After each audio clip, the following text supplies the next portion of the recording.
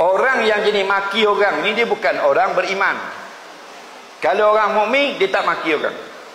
Dalil Nabi kata faman kana yu'minu billah wal yaumil akhir falyakul khaira.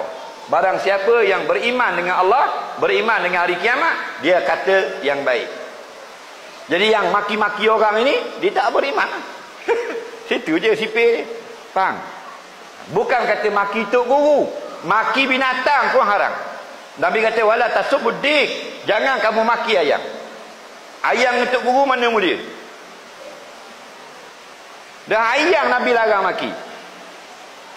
Betul tak? Ha. Kita jauh daripada Allah, kita jauh daripada ulama-ulama, kita maki siapa-siapa pula. Mak kita pun kita maki.